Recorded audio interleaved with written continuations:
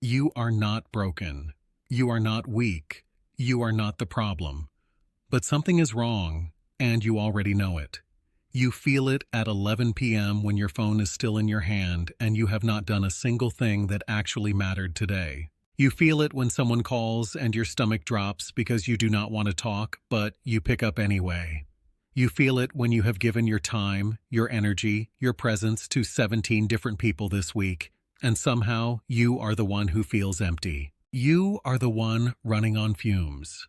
You are the one who looks in the mirror and does not recognize the person looking back because that person seems to exist entirely for other people's comfort and almost never for his own. That specific exhaustion has a name. It is not depression, though it can feel like it. It is not laziness, though the world will call it that when you stop showing up. It is called chronic availability, and it is silently dismantling the architecture of your life one interruption at a time. You were not born this way. Nobody is. This is a conditioned response. You were trained by your family, your social environment, your school system, your early relationships to associate your worth with your accessibility. The more available you were, the more people approved of you. The more you responded, showed up, said yes, accommodated, adjusted your schedule, swallowed your plans, the more you were called a good guy, a team player, a real one. And so you optimized for approval.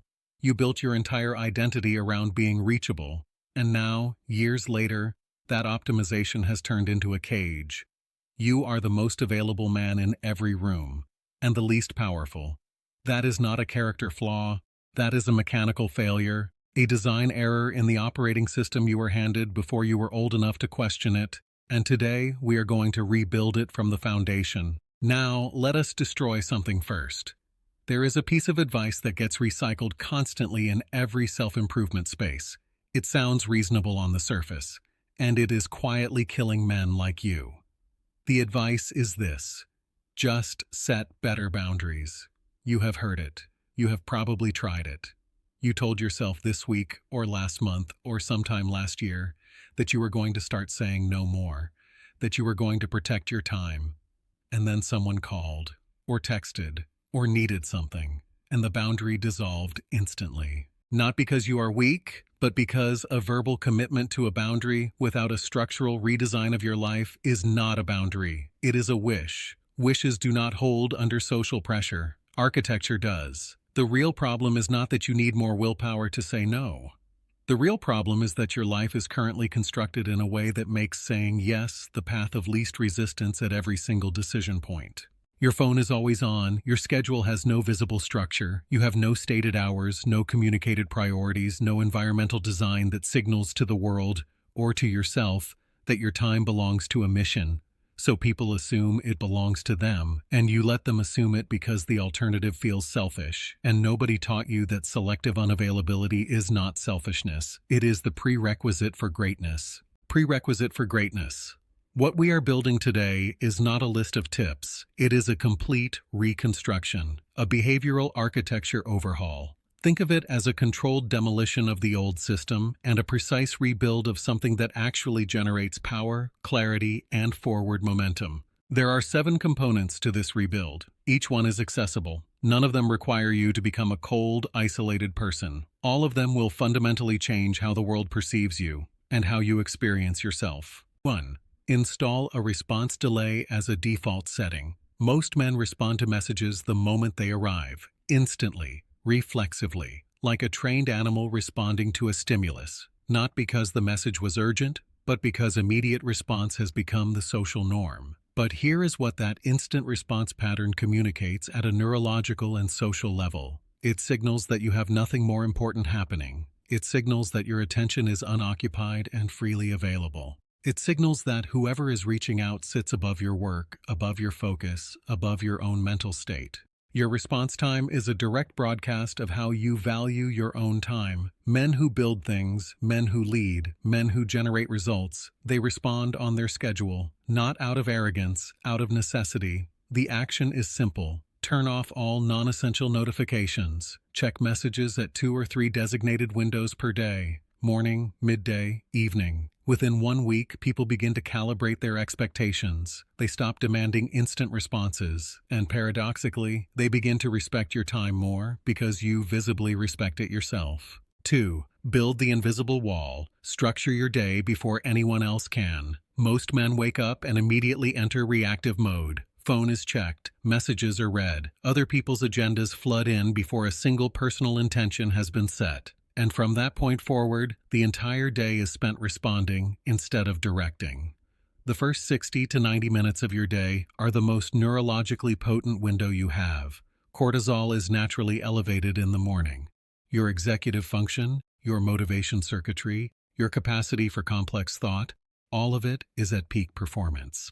When you hand that window to your phone, to social media, to other people's requests, you are spending your highest quality cognitive currency on someone else's agenda. Create a morning block, even 45 minutes, that is structurally protected from external input. No phone, no messages, a workout, journaling, planning, reading, or simply silence.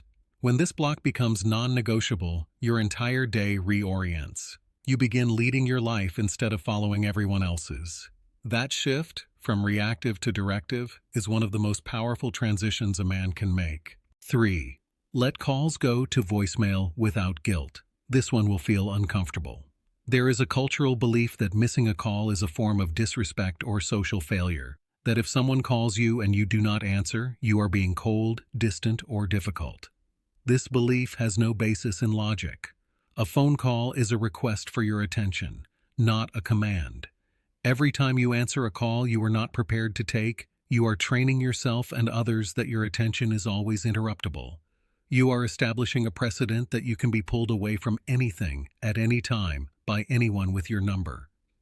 Men who operate at high levels do not answer calls reactively. They return calls intentionally when they have the mental space to be fully present. You stop having half-distracted, low-quality conversations. You start having focused, purposeful ones. And the people in your life begin to understand that your presence, when given, is deliberate. That carries weight. 4. Reduce your social surface area. There is a modern pressure to be everywhere. Every group chat, every event, every hangout, every social obligation. Because saying no feels like social death. The reality is the opposite. Your social surface area is the total square footage of your life that is exposed to other people's influence, demands, and energy. When that surface area is massive, you are perpetually managed by external forces. When you reduce it, strategically, deliberately, you create concentrated zones of energy that compound into output. This is not isolation. This is curation. The Stoics called it the discipline of withdrawal. You are not disappearing. You are becoming selective. Identify the 3 to 4 relationships in your life that generate energy, clarity, and momentum. Invest deeply there. For everything else, reduce your frequency without drama or announcement. You do not owe anyone an explanation for protecting your time. 5. Stop explaining yourself. Most men, when they decline an invitation or change a plan or enforce a boundary, feel compelled to provide an elaborate justification, a full explanation, sometimes even an apology. This is a deeply conditioned behavior rooted in the belief that your no is not valid on its own. Every time you over-explain a refusal, you are implicitly communicating that your priorities are negotiable, that if someone can successfully counter your explanation, you will capitulate. And people sense this. They probe, they push, and you fold. Practice the clean, unexplained decline. I cannot make it. That does not work for me. I am not available. Full stop. No story, no excuse, no apology. This will feel deeply uncomfortable for the first several weeks. That discomfort is the feeling of your nervous system recalibrating to a new standard. Push through it. Men who do not explain themselves are perceived as men who know exactly what they are doing, because they are. 6. Create physical environments that enforce focus. You cannot build discipline inside an environment designed for distraction. Your bedroom, your phone, your social feeds, the arrangement of your space. If none of these have been deliberately designed to support the man you are trying to become, they are by default working against you. Your environment is your largest behavioral architect. It sets the parameters of what behaviors are easy and what behaviors are hard. If your phone charges next to your bed, checking it at midnight is easy. If your workspace is surrounded by entertainment inputs, deep focus is hard. This is environmental friction, and you can engineer it in your favor. Do one environmental audit this week. Identify the 3 biggest friction points in your physical or digital environment. Restructure them. Phone charges in another room. Social apps moved off your home screen. Workspace cleared of everything non-essential. Small architectural changes produce disproportionate behavioral results. 7. Move in silence on your most important goals. The common trap is announcing intentions, telling people your plans, your targets, your ambitions, seeking that immediate social validation before you have done a single thing to earn it. Research in behavioral psychology is unambiguous on this. Social acknowledgement of a goal activates the same reward circuitry as achieving the goal, which means you get the dopamine hit without doing the work, and your motivation quietly evaporates. Silence is not secrecy. It is strategic conservation of motivational energy. When you stop broadcasting your blueprint to people who have not earned the right to critique it, you insulate your ambition from premature skepticism. You build something quietly, patiently, with no audience. That is exactly the kind of focused energy that produces real results. In 6 months, you will have results to show instead of plans to explain. The difference between those 2 positions is enormous. Now, you need to hear this next part clearly, because it is the part that most content will never tell you. In approximately 3 weeks from the moment you begin implementing this system, the excitement will fade. The initial clarity you feel right now, it will not sustain itself on emotion alone. 3 weeks in, your bank account will not have visibly changed. Your social circle will look the same, your mornings will still be hard, and that gap between the effort you are putting in and the results you can see, that is called the Valley of Silence. It is the single most dangerous phase of any rebuilding process, because it is where almost every man quits. Not because the system does not work, but because the lag time between behavioral change and visible outcome is longer than dopamine-addicted minds are trained to tolerate. You need to pre-decide right now that you will not evaluate this system at 3 weeks. You will evaluate it at 3 months. Give the architecture time to bear weight. Give the foundation time to set before you demand the building stand on its own. There is also a second disruption coming, and it will not come from inside you. It will come from the people around you. When you stop being immediately available, some people will feel unsettled. They will call it attitude. They will say you have changed, and they will not mean it as a compliment. You need to pre-decide right now that you will not evaluate this system at 3 weeks. You will evaluate it at 3 months. Give the architecture time to bear weight. Give the foundation time to set before you demand the building stand on its own. There is also a second disruption coming, and it will not come from inside you. It will come from the people around you. When you stop being immediately available, some people will feel unsettled. They will call it attitude. They will say you have changed, and they will not mean it as a compliment. They will probe for the explanation you no longer give. They may call you cold, arrogant, distant, or antisocial. Prepare for this now, before it happens. Because if you are not prepared, the social friction will feel like evidence that you are doing something wrong. You are not. You are doing something unfamiliar to them. That discomfort is theirs to manage, not yours to eliminate. The people who are meant to remain in your life will recalibrate. The people who were only there because you were endlessly convenient, they will drift. Let them.